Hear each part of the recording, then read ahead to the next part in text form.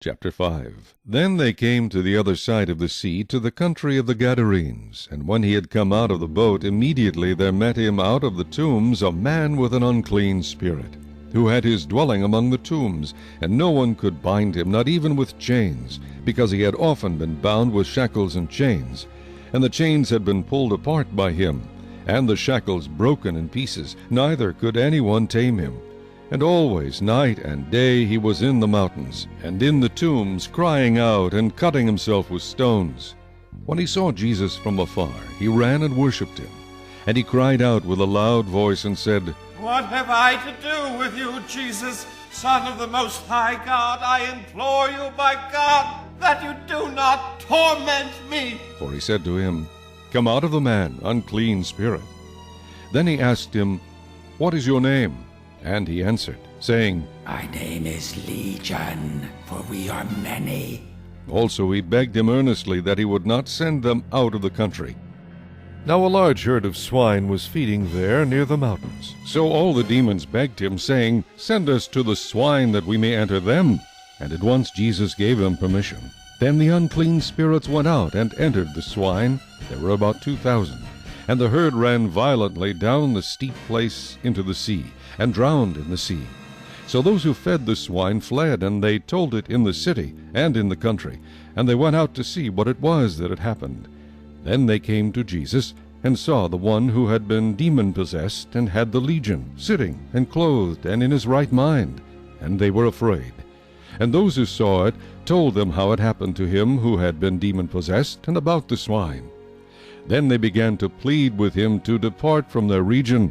And when he got into the boat, he who had been demon-possessed begged him that he might be with him.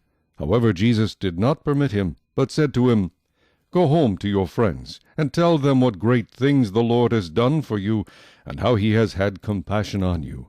And he departed and began to proclaim in Decapolis all that Jesus had done for him, and all marveled. Now when Jesus had crossed over again by boat to the other side, a great multitude gathered to him, and he was by the sea. And behold, one of the rulers of the synagogue came, Jairus by name, and when he saw him, he fell at his feet, and begged him earnestly, saying, My little daughter lies at the point of death. Come and lay your hands on her, that she may be healed, and she will live. So Jesus went with him, and a great multitude followed him and thronged him. Now a certain woman had a flow of blood for 12 years, and had suffered many things from many physicians. She had spent all that she had, and was no better, but rather grew worse. When she heard about Jesus, she came behind him in the crowd, and touched his garment. For she said, If only I may touch his clothes, I shall be made well. Immediately the fountain of her blood was dried up, and she felt in her body that she was healed of the affliction.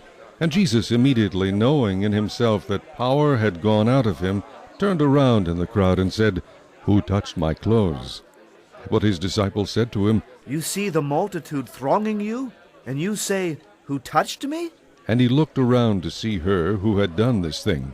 But the woman, fearing and trembling, knowing what had happened to her, came and fell down before him, and told him the whole truth.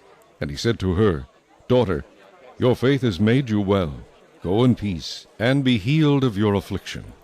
While he was still speaking, some came from the ruler of the synagogue's house, who said, Your daughter is dead. Why trouble the teacher any further? As soon as Jesus heard the word that was spoken, he said to the ruler of the synagogue, Do not be afraid, only believe. And he permitted no one to follow him except Peter, James, and John, the brother of James. Then he came to the house of the ruler of the synagogue, and saw a tumult, and those who wept and wailed loudly. When he came in, he said to them, Why make this commotion and weep? The child is not dead, but sleeping. And they ridiculed him. But when he had put them all outside, he took the father and the mother of the child, and those who were with him, and entered where the child was lying. Then he took the child by the hand, and said to her, Talitha cumi, which is translated, Little girl, I say to you, arise. Immediately the girl arose and walked, for she was 12 years of age, and they were overcome with great amazement. But he commanded them strictly that no one should know it, and said that something should be given her to eat.